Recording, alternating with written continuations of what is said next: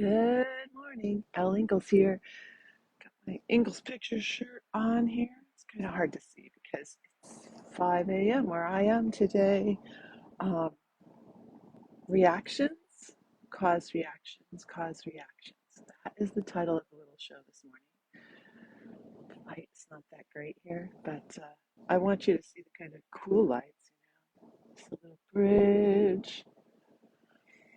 Reactions cause reactions cause reactions. The reason I came up with that idea this morning is because yesterday it was about the middle of the day, just after lunch, and I had gone back up to my room. And my room is in a rather quiet part of this of the Hyatt complex here in San Diego. And I heard this shouting outside my window, and I looked, and it was a woman. I couldn't tell her age, just a little too far away. Very, very, very thin woman, and she was calling out, "Captain, yes, Captain, yes, sir."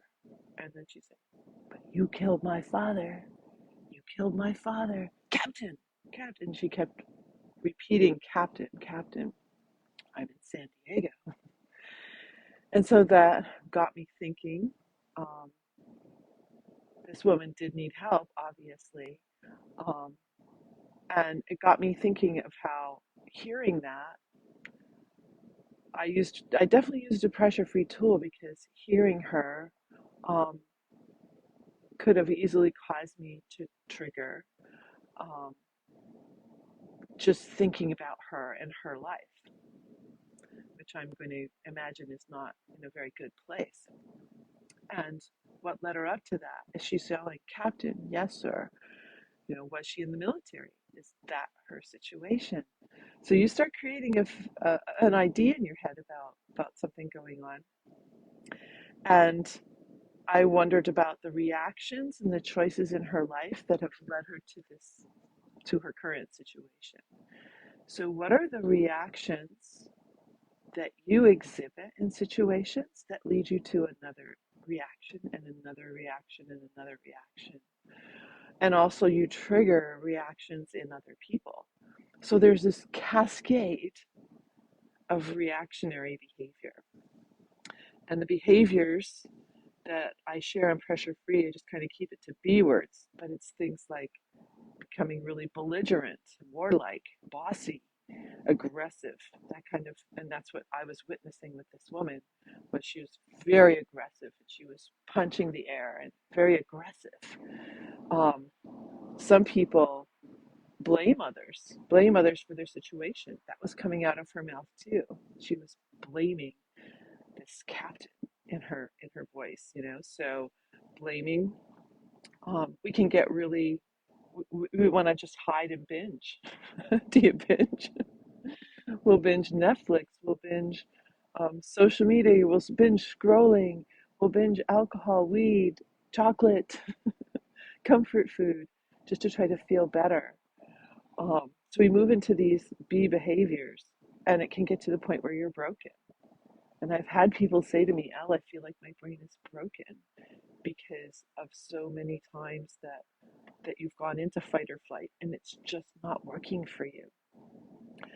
So it's an interesting exercise to pause and reflect on a reaction that you have and how that causes another reaction within you, and you're just going down the non-pressure free path. But also, how is it affecting others, and what are their reactions? The media is great at this. They drop a story and it creates reactions in us. They keep us addicted, by the way, because we're fueled by adrenaline. It's an addiction to want to find out more, and get locked into the story. And the story can make us feel angry. It can make us feel annoyed. It can make us feel so anxious for the world. And so there are cascades of emotions that happen every time a media story is dropped, every time you witness something that causes a reaction in you or could cause a reaction in you. And that's what happened yesterday when I saw this woman. So my brain is a little interesting sometimes in all the connections it makes. And this is what went through my mind when I watched this woman. First of all, her story, wondering her story. Why is she on the street? Why is she yelling these words? Why is she punching the air? Um, what happened to her? What's her story? And then I felt very grateful that I grew up in a town that had the largest institution, mental institution. Um, it was the State Hospital of New Hampshire, which is not what it used to be. And some of that is good, but some of that is not good because some people need a safe place to be. Um, this woman needs a safe place to be. It's not a shelter. She's violent. It's something different. And I feel like we've given up on a whole sector of our population by not providing that. My mother was a volunteer. She was the president of the auxiliary at the state hospital. So that meant she was the president of the volunteers who helped. My sister helped in the library there. Um, and I'm grateful that I grew up understanding a lot about mental health. And maybe that's what then kind of led me down this particular path, which I never could have imagined. But I was being primed as a young girl to understand and um, to care about people who have had something happen to them or were born with a certain situation, and to not judge that in a harsh way, but to be understanding and um, to want to be helpful. And so uh, so that's where my mind went. And then I had to circle back around. I mean, I'm here to learn some very important things right now. So I had to get out of that loop of a little bit of going back in the past. Does your brain do some things like this too? Like one thing happens and then it leads you down a path and leads you down another path. My husband calls that going down the rabbit hole. So I just wanted to bring forward to you the idea of reflecting on your reactions, because a cascade of reactions can you can end up in a point that would be very different if you didn't overreact. And sometimes we're overreacting when it's totally not necessary, to a news report or to something that you hear or see, something somebody says to you. It could be very minor, but it's important to you because your feelings matter.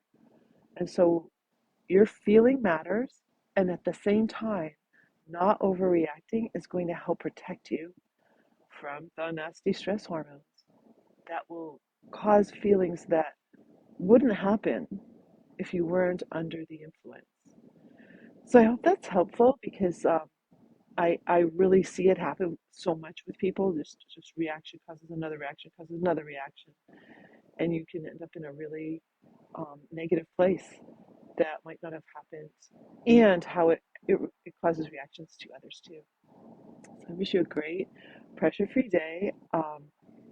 You know, take some action if you haven't. If we haven't had a call yet, a private call, um, do it. Just do it. Staying on the fence is like not a good place to be. Or if you know someone who's suffering, they shouldn't have to suffer another day. They shouldn't have to suffer another day if learning this method could help free them. I've been talking with some people here at this conference, and the stories that I hear, especially about teens right now, it's just breaking my heart. It's breaking my heart. So if you know someone who's suffering from anxiety, who's really just getting very stuck, um, it doesn't have to be that way. I stand for a transformed world that is pressure free, where people have a fully activating brain that's not locked in anxiety and depression, um, that's not locked to needing to binge or blaming others, feeling broken, feeling burned out.